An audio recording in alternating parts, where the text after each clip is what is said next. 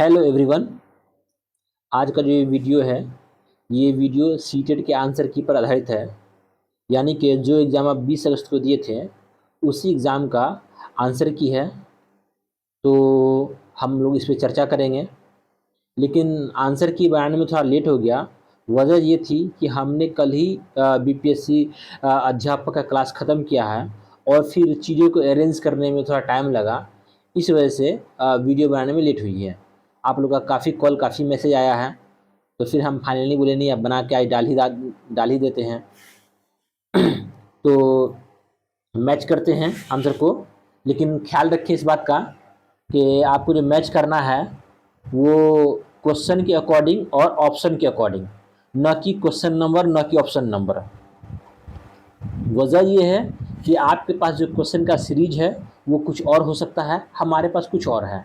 तो जो हमारे में 1 नंबर में जो क्वेश्चन है वो आप में 4-5 नंबर, 10-12 नंबर में हो सकता है। इसलिए क्वेश्चन के अकॉर्डिंग और जाके ऑप्शन के अकॉर्डिंग मैच करना है, न कि नंबर, न कि ऑप्शन का नंबर। ओके। चलिए शुरू करते हैं। तो देख रहे हैं कि सबसे पहला क्वेश्चन जो है वो ये है कि लेव वाइगोट्स्की के अनुसार डैश डैश बच्चे के संकल्पनात्मक योग्यताओं के विकास में महत्वपूर्ण भूमिका निभाता है। यानी कि वाइगोट्स्की साहब कहते हैं कि बच्चे के कंसेप्चुअल जो एबिलिटी है उसमें कौन ऐसा कारक है जो अहम रोल निभाता है।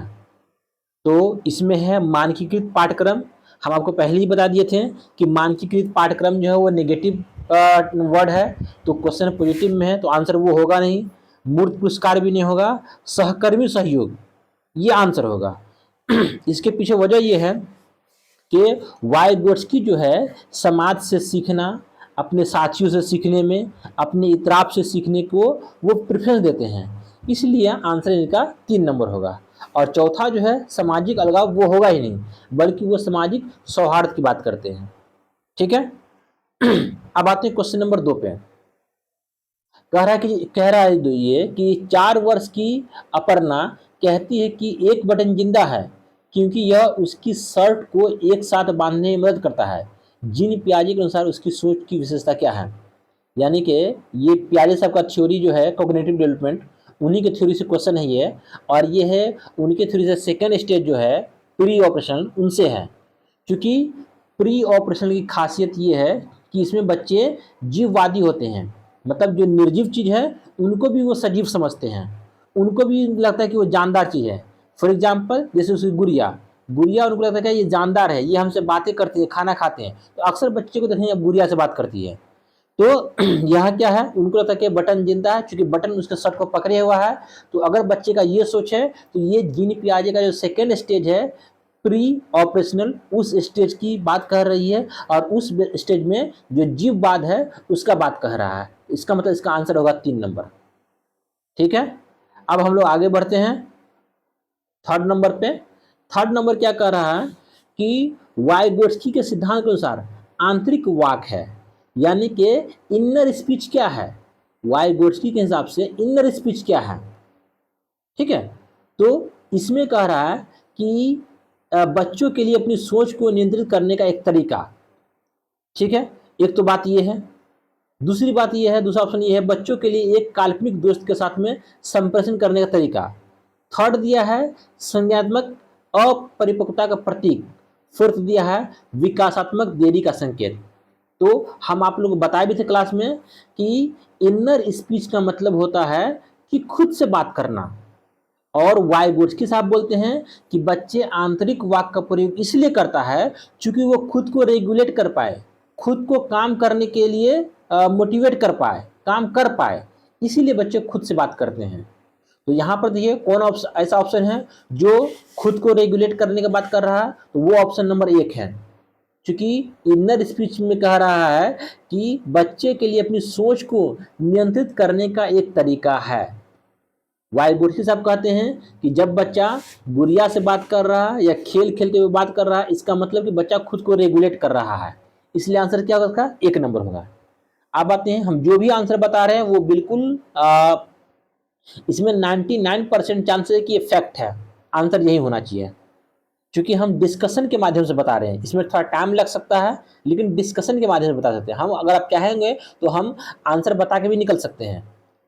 चलिए फोर्थ में आते हैं कि हार्वर्ड गार्डनर, गार्डनर साहब का जो सिद्धांत है बहुबुद्धि का सिद्धांत, उसके अनुसार से कह रहा है कि एक दर्शन शास्त्र के पास डैश डैश प्रकार की बुद्धि और मूर्तिकार के पास डैश डैश प्रकार की बुद्धि की मात्रा अधिक होती है। मतलब जो फिलोसफर साहब होते हैं उनमें कौन सी बुद्धि होती है और जो मूर्तिकार साहब होते हैं उनमें कौन सी बुद्धि होती है।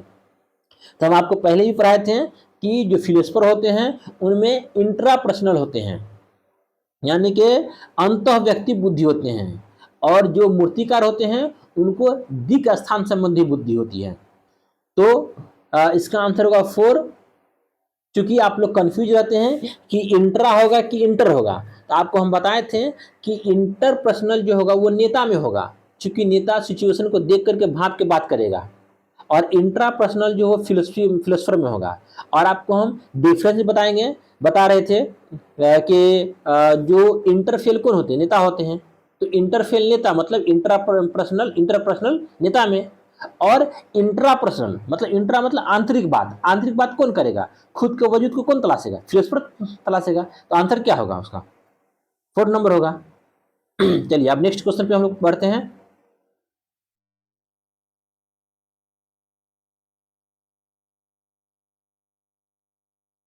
दूसरा क्वेश्चन है 5वां नंबर क्वेश्चन को देखते हैं। इसमें क्वेश्चन क्या कह रहा है, ये क्वेश्चन कह रहा है कि निम्नलिखित में से कौन सा विफलता के लिए एक आंतरिक आरोपण का उदाहरण है। यानी कि कौन ऐसा ऑप्शन है जो ऑप्शन ये बताएगा कि जो विफल जो हुए हैं ना, उस विफल का वजह कोई और नहीं बल्कि खुद हम ही हैं। कौन ऐसा ऑप्शन है ये बता रहा है। देखिए ऑप्शन नंबर 1, मैं परीक्षा में फेल हो गया क्योंकि मेरे दोस्त मेरा ध्यान भटका रहे थे। ये तो विफलता का दोष अपने दोस्त पर मढ़ रहा है, तो ये तो होगा नहीं, क्योंकि कह रहा है विफलता का आंतरिक आरोपण, खुद को आरोपित करेगा कि हम विफल ऐसे हुए हैं, तो ये ऑप्शन तो नहीं बोल रहा है। दूसरा में आते हैं कि मुझे निम्न ग्रेड प्राप्त हुआ क्योंकि शिक्षक कठोर तरीके से आंकते हैं। तो इसमें भी क्या कर रहे हैं, वो अपनी विफलता का जो राज है शिक्षक पे मढ़ते हैं, तो ये भी नहीं होगा। थर्ड में आते हैं, मैं परीक्षा में फेल हो गया क्योंकि मैंने पर्याप्त पढ़ाई नहीं की। हाँ, ये लग रहा है कि ये आंसर हो सकता है। चलिए ठीक है, ओके, तो आंसर में टिक लगाते हैं, ये आंसर होगा, क्योंकि ये बोल रहा है कि हम फेल हो गए, इसका मतलब कि हम पढ़े नहीं, तो ये ठीक बोल रहा। फोर्थ देखते हैं उससे बेहतर है कि नहीं है। शिक्षक के पक्षपाती होने के कारण मुझे अंक नहीं मिला, मतलब शिक्षक भेदभाव किया इसलिए उसको अंक नहीं मिला। ये भी देखिए विफलता का राज किसी और पे मर रहा, अपने आप पे नहीं। तो अपने आप पे विफलता का राज जो है वो 3 नंबर ऑप्शन में कह रहा है, तो इसका मतलब आंसर क्या होगा, थर्ड होगा आंसर, 5th नंबर का जो। चलिए आप छठा पे आते हैं। छठा क्या कह रहा है आपको कि निम्नलिखित में से कौन सा एक ऐसे प्रश्न का उदाहरण है जिसमें विद्यार्थी को अपनी सोच पर विचार करने की आवश्यकता होती है। यानी कि कौन ऐसा प्रश्न है जिसमें बच्चा अपने सोच पर विचार विमर्श करता है। देखिए ऑप्शन नंबर 1 है, कक्षा की शुरुआत से क्रियाओं के उपयोग के बारे में आपकी समझ कैसी बदलती है। यानी कि बच्चा मतलब बातें कर रहा है कि कक्षा की शुरुआत से ही जो है क्रियाओं के उपयोग के बारे में कैसे मतलब कि समझ बदलती है, इन सब बातों पे वो डिस्कस कर रहा है, मतलब वो खुद के बारे में विचार कर रहा है। ठीक है, ओके, ये तो सही लग रहा है। चलिए सही है। अब आते हैं दूसरा में, वाक्य में संज्ञा और क्रिया के बीच में क्या संबंध है। देखिए यहाँ पर विचार करने वाला बातें नहीं, वहां बोला क्या अंतर है, विचार कहाँ कर रहा है बच्चा खुद से, खुद के प्रश्न पे खुद ही विचार कहाँ कर रहा है। और कह रहा है कि थर्ड में क्रिया की परिभाषा क्या है, ये भी विचार करने वाला बात नहीं है। फोर्थ कह रहा है, फोर्थ ऑप्शन, कि आप क्रिया को वर्तमान काल में कैसे बदलेंगे, तो ये भी नहीं है। तो इसका आंसर क्या होगा, छठा नंबर का जो आंसर होगा वो ऑप्शन नंबर 1 होगा। चलिए आगे बढ़ते हैं, 7वां में आते हैं कि निम्नलिखित कथनों को पढ़िए तथा सही विकल्प का चयन कीजिए। तो इसमें 2 स्टेटमेंट है, स्टेटमेंट पे हमको ध्यान देना पड़ेगा अच्छे से, गौर से देखिए। इसमें है कि बहुत कम उम्र में दुनिया भर में अधिकांश संस्कृतियों में लड़कियां गुड़ियों को खिलौने के रूप में चुनती है, जबकि लड़के कारों को खेलना पसंद करते हैं। मतलब ये कह रहा है स्टेटमेंट 1, ये कह रहा है कि दुनिया भर में अधिकांश संस्कृति, जो भी सभ्यता, जो भी कल्चर है, उसमें अक्सर देखा जाता है कि लड़कियां जो है गुड़िया से खेलता है, लड़का जो है कार से खेलता है। स्टेटमेंट ये एक ये बोल रहा है। स्टेटमेंट देखिए सेकंड क्या कह रहा है कि बच्चे किसी विशेष संस्कृति की अपेक्षा के आधार पर एक लड़के या लड़की के लिए क्या उपयुक्त मानता है, इसके बारे में जानकारी व्यवहित करते हैं और उसके अनुसार व्यवहार करते हैं। मतलब स्टेटमेंट जो सेकंड जो है वो ये बोल रहा है कि बच्चे जो है संस्कृति उससे क्या उम्मीद करता है, क्या अपेक्षा करता है, कि लड़का से क्या अपेक्षा करता है आपका गांव समाज, लड़की से क्या करता है, उस अपेक्षाओं को वो व्यवस्थित करता है, एकत्रित करता है, अपने माइंड में सेट करता है, फिर उसी के अकॉर्डिंग वो बच्चा व्यवहार करता है। तो ये भी ठीक है, स्टेटमेंट एक भी ठीक है और स्टेटमेंट दो भी ठीक है। एक भी ठीक है, दो भी, मतलब ए भी ठीक है, आर भी ठीक है, लेकिन जो आर है वो सही मायने में ए की व्याख्या भी कर रहा है, क्योंकि उसमें लिंग वाली बात है कि लिंग के अनुसार बच्चा खेल खेल रहा है। इसमें उसका व्याख्या किया है कि लिंग जो है वो समाज से लोग हासिल किया है। तो इसका आंसर क्या होगा, इसका आंसर 3 होगा। ठीक है, चलिए अब आगे बढ़ते हैं। अब आते हैं क्वेश्चन नंबर 8 पर आते हैं।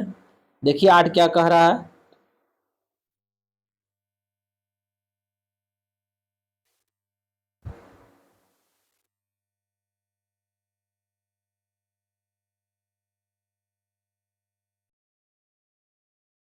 आठ नंबर कह रहा है कि निम्नलिखित कथनों को पढ़िए तथा सही विकल्प का चयन कीजिए। यानी कि ये भी आपको स्टेटमेंट वाला क्वेश्चन है। तो इसमें स्टेटमेंट ए जो कह रहा है कि शिक्षकों और साथियों जैसे अधिक जानकार या अन्य लोगों के साथ बातचीत शिक्षार्थियों को उनकी समझ और कौशल विकसित करने में मदद करने के लिए आवश्यक समर्थन और मार्गदर्शन प्रदान करता है। मतलब ये हुआ कि स्टेटमेंट एक बोल रहा है कि जो बच्चे होते हैं वो अपने से अधिक जो नॉलेजेबल व्यक्ति होते हैं उनके साथ में बातचीत करते उठते बैठते ताकि उसको सही मार्गदर्शन और समर्थन मिले। यानी कि ये आपको वाइगोट्स्की साहब वाली बात कर रहे हैं, MKO वाली। दूसरा क्या बोल रहा है कि सामाजिक संपर्क सीखने और विकास का एक प्रमुख घटक है। सही बात है, यानी कि बच्चे जो है अपने बड़ों से सीखते हैं। स्टेटमेंट एक ये बोल रहा है, ये भी सही है। और बच्चे समाज में सीखते हैं, ये भी सही है। दोनों बात सही है। और सही में जो है आर जो है वो आपको ए की व्याख्या करता है, ये भी सही है। तो इसका आंसर क्या होगा, 3 नंबर होगा। समझे, इसका आंसर 3 नंबर होगा।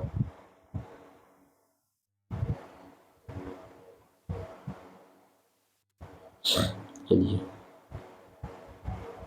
और हम आपको कहे भी थे, आपको ट्रिक भी बताए थे कि जब भी स्टेटमेंट वाला क्वेश्चन हो तो इसमें 99% चांस है कि दोनों सही होता है, लेकिन व्याख्या भी करता है। अगर समझ में ना आए तो समझ में आए फिर समझ के बनाना है, ऐसे नहीं बनाना है। देखिए वाइगोट्स्की वाला फिर क्वेश्चन पूछ दिया है। कितना क्वेश्चन हो चुका अभी तक वाइगोट्स्की का। चूंकि इनसे पहले वाला क्वेश्चन 8 नंबर वो भी वाइगोट्स्की साहब से ही लिया गया है। 9वां क्या कह रहा है कि लेव वाइगोट्स्की के अनुसार, यानी कि वाइगोट्स्की साहब के अनुसार क्या है, कौन सा ऑप्शन सही है। एक, भाषा विकास संज्ञानात्मक विकास को सुगम बनाता है, यानी कि भाषा विकास जो है वो कॉग्निशन को आसान बनाता है। तो ये तो सही बात बोल रहे हैं, क्योंकि वाइगोट्स्की का मानना है कि पहले भाषा फिर संज्ञान, लेकिन प्याजे का मानना क्या है, पहले संज्ञान फिर भाषा। तो इसके हिसाब से तो सही बोल रही है। चलिए फिर भी देख लेते हैं कि आगे क्या कह रहा है। सामाजिक कारक भाषा विकास को प्रभावित करते हैं परंतु संज्ञानात्मक विकास को नहीं। नहीं, गलत बात है। वाइगोट्स्की साहब बोलते हैं कि भाषा विकास जो है वो सामाजिक कारक को भी और संज्ञान को भी, दोनों को प्रभावित करता है, लेकिन इसमें बोल रहा है एक में नहीं, तो इसलिए आंसर नहीं होगा। ये 3 में आते हैं कि संज्ञानात्मक विकास भाषा विकास को सुगम बनाता है। ये बात भी ठीक है, लेकिन ये बात तब होता जब वहां क्वेश्चन में प्याजे होता, तो क्योंकि प्याजे पहले संज्ञान फिर भाषा, तो होता सही, लेकिन क्वेश्चन में तो वाइगोट्स्की लिखा हुआ है। अब आते 4th में, भाषा विकास और संज्ञानात्मक विकास एक दूसरे से स्वतंत्र है। नहीं, बिल्कुल नहीं, तो जुड़ा हुआ है, एक दूसरे से बिल्कुल अभिन्न है। तो आंसर क्या होगा, आंसर 1 नंबर होगा, 9 का 1 होगा। अब आते 10 में। देखिए कोहलबर्ग वाला क्वेश्चन आ गया है। कोहलबर्ग के नैतिक तर्क के किस स्तर पर, यानी कि लॉरेंस कोहलबर्ग के नैतिक तर्क के किस स्तर पर बच्चे आमतौर पर मानते हैं कि लोगों को समाज की अपेक्षाएं पर खरा उतरना चाहिए और अच्छे तरीके से व्यवहार करना चाहिए। यानी कि कोहलबर्ग के अनुसार से बच्चा किस स्टेज में ये सोचता है कि हमको समाज के अकॉर्डिंग व्यवहार करना है, जो समाज हमसे अपेक्षा करता है उसी के अकॉर्डिंग व्यवहार करना और अपने आप को अच्छा कहलवाना है। तो कोहलबर्ग का 3 स्टेज है, प्री कन्वेंशनल, कन्वेंशनल और पोस्ट कन्वेंशनल। मतलब पूर्व संक्रियात्मक, संक्रियात्मक और जाके संक्रियात्मक नहीं होगा, पूर्व परंपरागत, परंपरागत और उत्तर परंपरागत।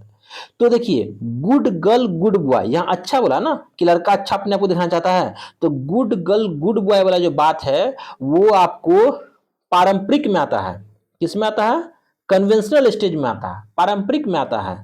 क्योंकि पारंपरिक में 2 बात है, एक है गुड गर्ल गुड बॉय, एक है लॉ एंड ऑर्डर को मेंटेन करना, ये 2 बात है। तो 10 का आंसर 4 होगा। ठीक है, अब देखते हैं कि 11वां का आंसर क्या होगा। वीडियो थोड़ा लंबा बना जा रहा, चलिए 11वां में आते हैं। 11वां क्या कह रहा है, देखिए क्या कह रहा है 11 में कि बच्चों में समस्या समाधान कौशल को बढ़ाने के लिए, 11 नंबर कह रहा है कि बच्चों में समस्या समाधान कौशल को बढ़ाने के लिए निम्नलिखित में से कौन सा प्रभावी तरीका है। यानी कि आप चाहते हैं कि आपका बच्चा एक अच्छा प्रॉब्लम सॉल्वर बने, उसमें अच्छा स्किल्स आए, तो इस चीज के लिए कौन सा तरीका है जो अच्छा होगा, अधिक इफेक्टिव होगा, प्रभावशाली होगा। तो ऑप्शन नंबर 1, उन्हें बुद्धि मंथन करने और सहज अनुमान लगाने के अवसर देंगे। बिल्कुल सही बात है भाई।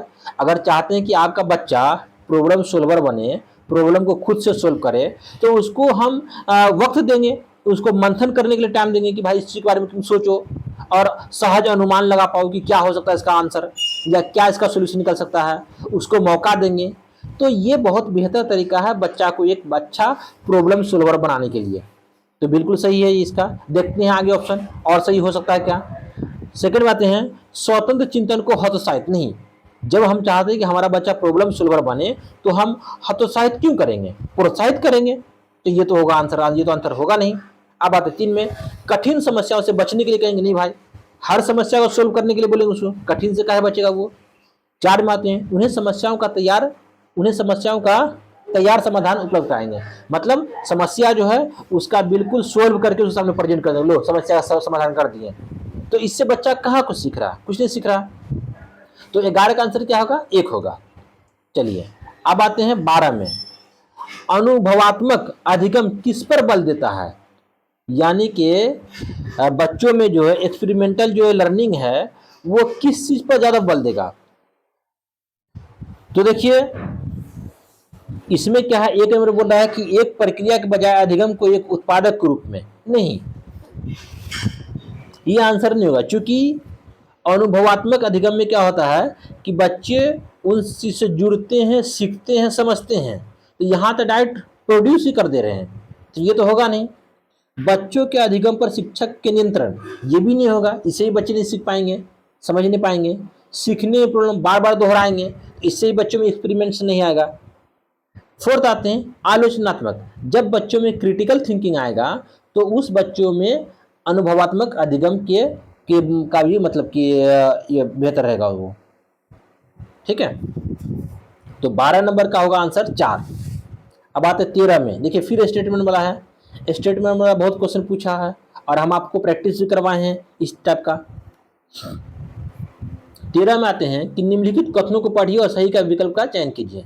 तो स्टेटमेंट 1 है, शिक्षक को स्टेटमेंट 1 ये कह रहा है कि शिक्षकों को सार्थक वातावरण बनाना चाहिए जिसमें सभी बच्चे के सक्रिय भागीदारी की संलग्नता हो। यानी कि टीचर को एक ऐसा वातावरण बनाना चाहिए जिसमें सब बच्चा एक्टिवली पार्टिसिपेट कर पाए। सही बात है, बिल्कुल अच्छा बात कह रहा है ये स्टेटमेंट, गलत तो है नहीं, सही है। अब देखिए क्या बोल रहा है कारण में, कि सभी बच्चे आंतरिक रूप से सीखने के लिए प्रेरित होते हैं और सीखने में सक्षम होते हैं। सही बात है, ये बात भी सही है कि सब बच्चा जो है क्या होता है, इंटरनली मोटिवेट होता है कुछ सीखने के लिए। अगर वो इंटरनली मोटिवेट हैं तभी वो सीख पाएंगे, वरना नहीं सीख पाएंगे। तो स्टेटमेंट 1 भी ठीक है, उसका रीजन जो है आर वो भी ठीक है, दोनों ठीक है। और सही मायने में वो जो है आर जो है वो ए की व्याख्या करता है, क्योंकि हम जब सार्थक वातावरण कैसे बनाएंगे, जब बच्चों को जब बच्चे आंतरिक रूप से मोटिवेट होगा तभी ना होगा। तो इसका आंसर क्या होगा, इसका आंसर होगा 3। ठीक है, अब आगे बढ़ते हैं, 14 नंबर पे आते हैं, 14 में। ये तो और आसान क्वेश्चन है, हलवा वाला क्वेश्चन है ये। निम्नलिखित में से कौन सी प्रक्रिया अधिगम के दौरान योगदान नहीं देती है, यानी कि कौन ऐसा प्रोसीजर होगा, कौन ऐसा इसमें से ऑप्शन है जो बच्चे के सीखने सिखाने के दरमियान में कोई हेल्प नहीं करेगा।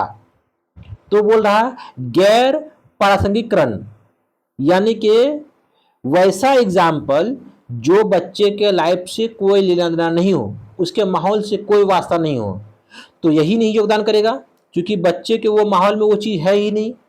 तो अगर वैसा हम उसको एग्जाम्पल देंगे या वहाँ से बातें बताएंगे तो बच्चे के सीखने में ये कोई हेल्प नहीं कर रहा है। सही बात है, संगठन ये हेल्प कर रहा है क्योंकि बच्चे ग्रुप में सीखते हैं। वर्गीकरण, देखिए यहाँ वर्गीकरण नेगेटिव बात है, लेकिन यहाँ वर्गीकरण को किसी और सेंस में लिया हुआ। ठीक है, वैचारिकता ये भी ठीक है, जब बच्चे विचार विमर्श करेंगे तो ही सीखते हैं, ये भी ठीक है। तो आंसर क्या होगा उसका, 14 का आंसर 1 होगा। ठीक है, अब देखिए आगे बढ़ते हैं, आगे क्या है 15 नंबर क्वेश्चन। तो 15 नंबर क्वेश्चन को देख रहे हैं, चलिए।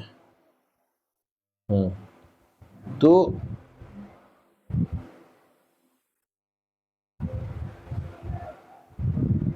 ओके, 15 नंबर क्वेश्चन कह रहा है कि निम्नलिखित में कौन सा स्थूल गति कौशल है, यानी कौन है जो आपको ग्रोस मोटर स्किल्स है।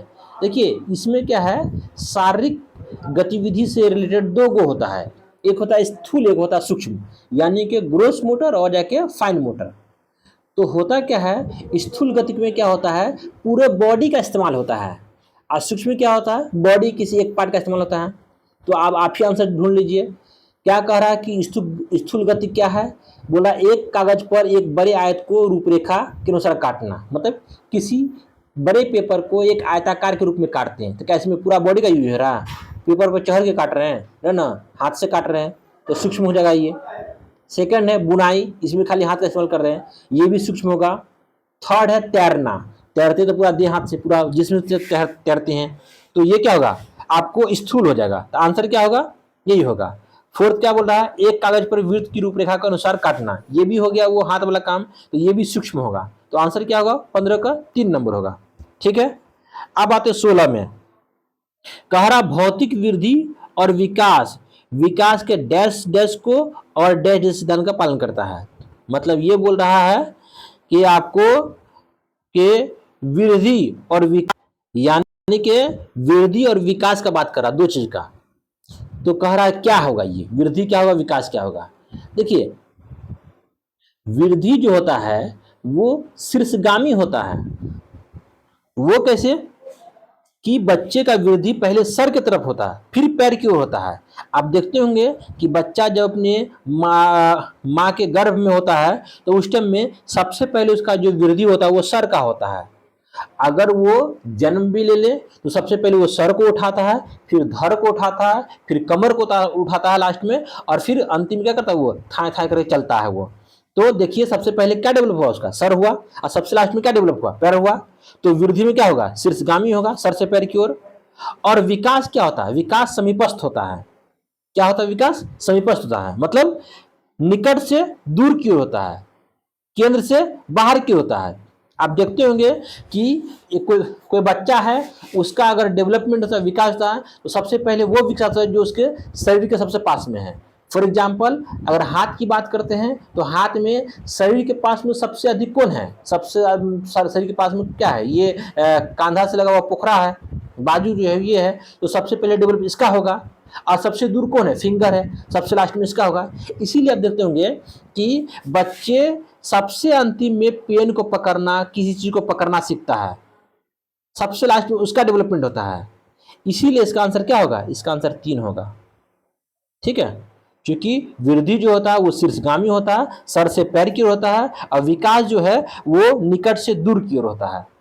ठीक है, अब आते हैं क्वेश्चन नंबर 17 में आते हैं। देखिए 17 क्या कह रहा है, 17 कह रहा है कि प्रारंभिक बाल अवस्था में वृद्धि डैश डैश और कह रहा है कि कटा हुआ देख लेते क्या कह रहा है। अच्छा सोच कह रहा है, ठीक है। कह रहा है कि प्रारंभिक बाल अवस्था में वृद्धि डैश डैश डैश और सोच डैश डैश डैश है, जबकि मध्य बाल अवस्था में वृद्धि खाली जगह होता है और सोच खाली जगह होता है।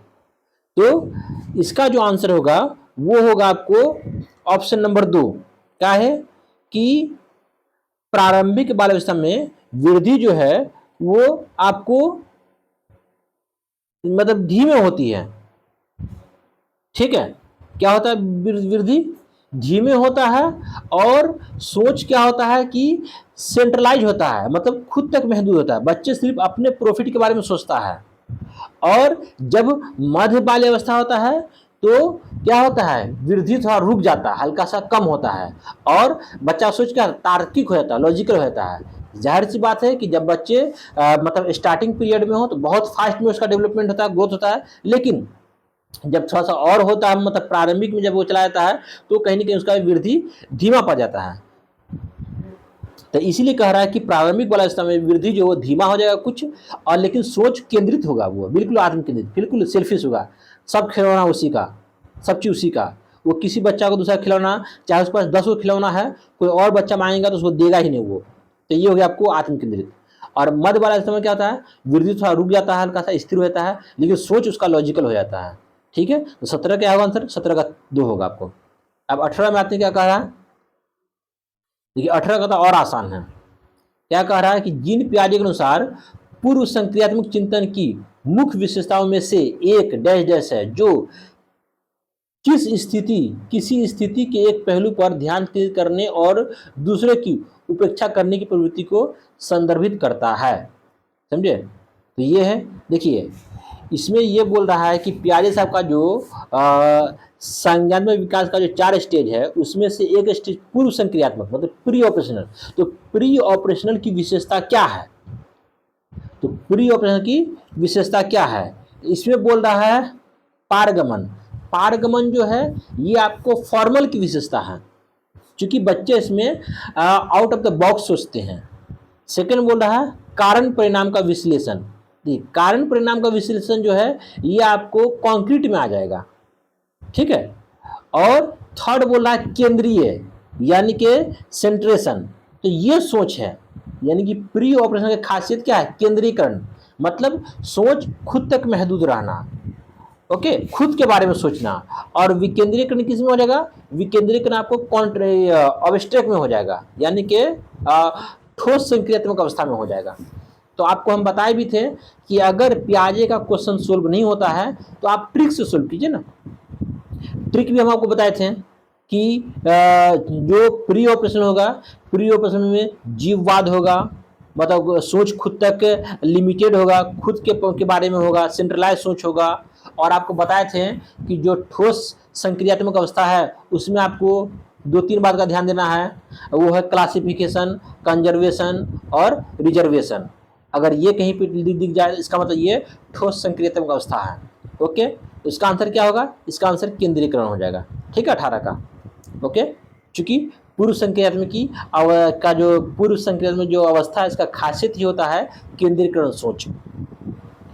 और इसकी और भी 2-3 विशेषता है, साइन, सिंबल और इमेज, ये बात भी बताए थे आप लोग को। चलिए आगे बढ़ते हैं। अब आते हैं 19 नंबर के क्वेश्चन पे आते हैं, देखते हैं 19 नंबर क्या कहता है। चलिए 19 नंबर पे आते हैं। हाँ, तो 19 नंबर जो क्वेश्चन है वो कह रहा है कि अधिगम के लिए आकलन का मुख्य लक्ष्य क्या है, यानी कि अधिगम के लिए आकलन, असेसमेंट फॉर लर्निंग का बात कर रहा है। यानी कि आकलन किसके लिए कर रहे हैं, अधिगम के लिए, सिखाने के लिए जांच कर रहे हैं। तो इसका मुख्य लक्ष्य क्या है, तो जब भी असेसमेंट फॉर लर्निंग हो इसका मतलब कि बच्चों में इंप्रूवमेंट की बात कर रहा है, बच्चों में नॉलेज देने की बात कर रहा है, बच्चों में सुधार लाने की बात कर रहा है ये, चूंकि ये हो गया फॉर्मेटिव असेसमेंट। तो कह रहा है ऑप्शन नंबर 1 कि विद्यार्थी के प्रदर्शन की तुलना एक मानक या तय पैमाने से करना। देखिए ये जो ऑप्शन है, ये ऑप्शन तभी सही होता जब वहां पर अधिगम का आकलन होता, मतलब असेसमेंट ऑफ लर्निंग होता, सबमिटिव होता, तभी होता आंसर ये। तो ये तो है नहीं, यहाँ 4 पूछा है तो ये तो होगा नहीं।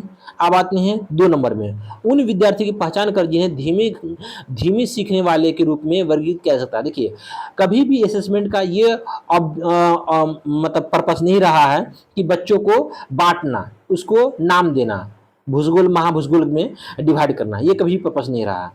और स्पेशली असेसमेंट फॉर लर्निंग का तो है ही नहीं। अब आता है थर्ड में, विद्यार्थी के प्रदर्शन का मूल्यांकन करना और ग्रेड देना, ये हो गया आपको असेसमेंट ऑफ लर्निंग का हो गया, मतलब सबमिटिव का हो गया, तो ये भी नहीं होगा। तो इसका मतलब जब ये नहीं, ये तो आंसर क्या होगा, 4 नंबर होगा। चूंकि हम आपको शुरू में ही बताए थे असेसमेंट फॉर लर्निंग है बच्चों में इंप्रूवमेंट लाना, बच्चे के कहाँ पे कमी रहेगी उस कमी को सुधार करना, ठीक है। तो वो ऑप्शन कौन बता रहा है, वो 4 बता रहा है कि विद्यार्थी को प्रतिपुष्टि प्रदान करना, फीडबैक देना, जिसका उपयोग उनके अधिगम में सुधार के लिए किया जा सकता है, ठीक है।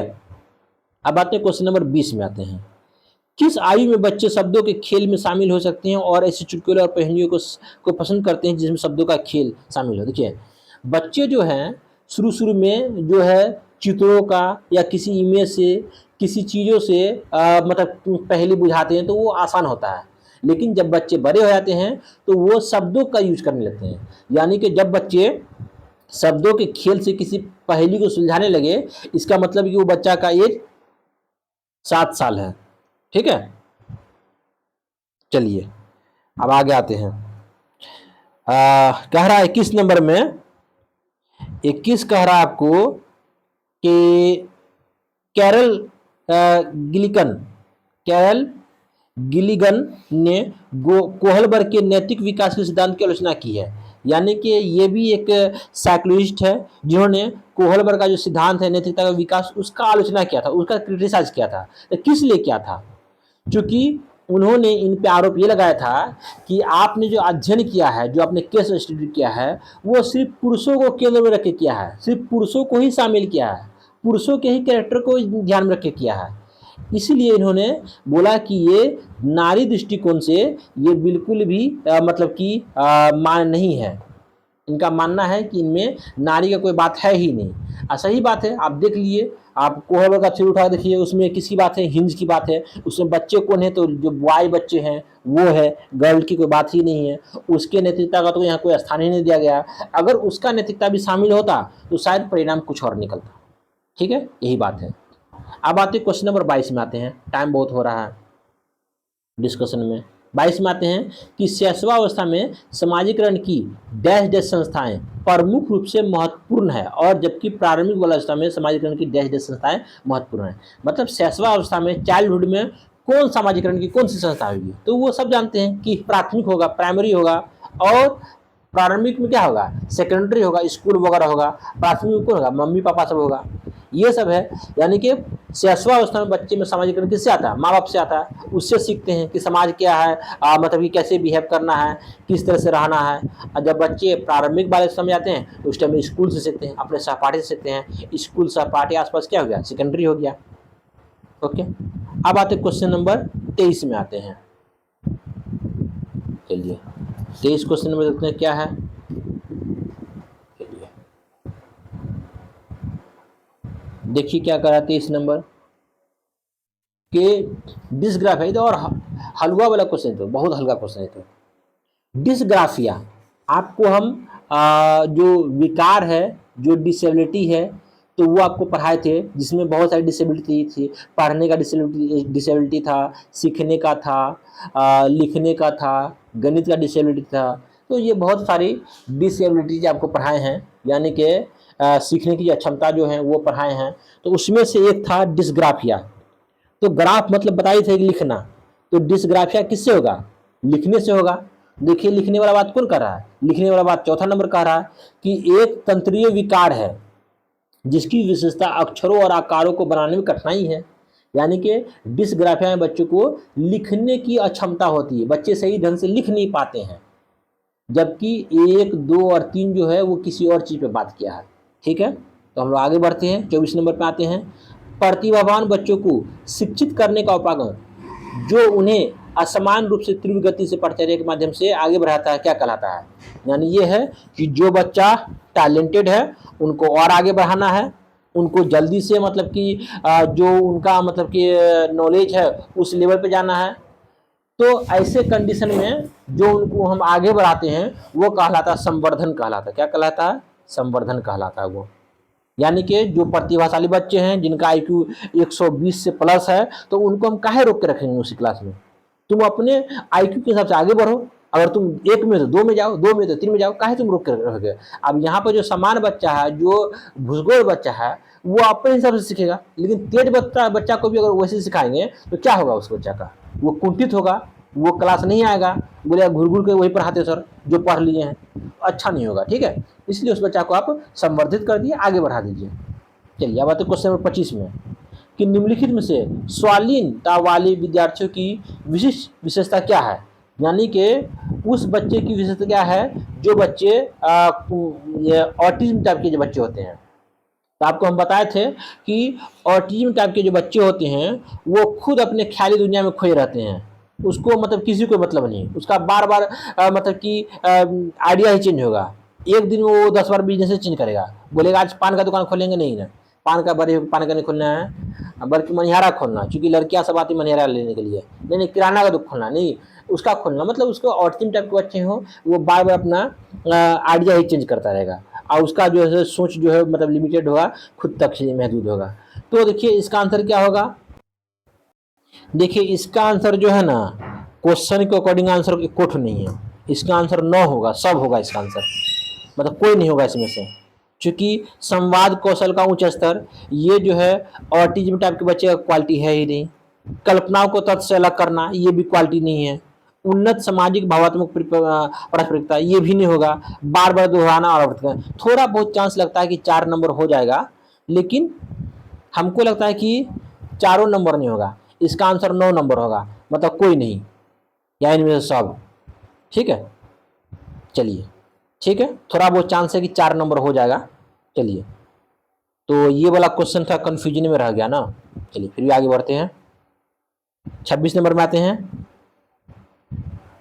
26 क्या कर रहा है? शिक्षक जो समावेशी कक्षाओं की दिशा में काम कर रहे हैं उन्हें चाहिए कि वे, यानी कि जो टीचर इंक्लूसिव कक्षाओं की दिशा में, यानी कि सभी के लिए जो शिक्षा है उसकी दिशा में जब काम कर रहा है तो उस टीचर को चाहिए कि वे क्या करें? पाठचर्या में अनुकूलन करें। बिल्कुल सही है, यानी कि पाठचर्या बच्चा के अनुकूल होना चाहिए, सही बात है। विविध दृष्टिकोण से शामिल करना चाहिए, सही बात है। जब आप एक कक्षा में भिन्न भिन्न टाइप के बच्चे हों, दृष्टिकोण भी भिन्न होना चाहिए, ये भी सही बात है। अपने स्वयं के अंतर्निहित प्रभावों की जांच करना, सही बात है। जब हमारा क्लास समावेशी है, इसमें भिन्न भिन्न टाइप्स के बच्चे आए, भिन्न भिन्न समाज के बच्चे आए, भिन्न भिन्न तबका के, भिन्न भिन्न फिजिकली डेवलपमेंट वाले मतलब कि डिफरेंट वाले बच्चे आए हैं, तो इसका मतलब है कि हमको ध्यान देना पड़ेगा अपने बात पे। कहीं हमारे मुंह से ऐसा बात न निकल जाए जो किसी और तबका को बुरा लग जाए, किसी और बच्चे को बुरा लग जाए, इस पर भी ध्यान देना पड़ेगा, मतलब सोच समझ के बोलना पड़ेगा, सही बात है ये भी। और 4 बोल रहा है विविधता को एक बाधा के रूप नहीं, समावेशी कक्षा में विविधता जो बाधा नहीं बल्कि साधा, एक साधन है। तो इसका जो आंसर होगा वो होगा आपको 1 भी है, 2 भी है, 3 भी है, यानी कि ऑप्शन नंबर 3 होगा। ठीक है, अब आते हैं क्वेश्चन नंबर 27 में आते हैं। 27 क्या कहता है? बहुत लंबा वीडियो हो गया है, क्या करें, डिस्कस कर रहे थे इसीलिए अब इसको डिस्कस नहीं करेंगे, सीधे सीधे बताएंगे क्या होगा आंसर। 27 में आते हैं।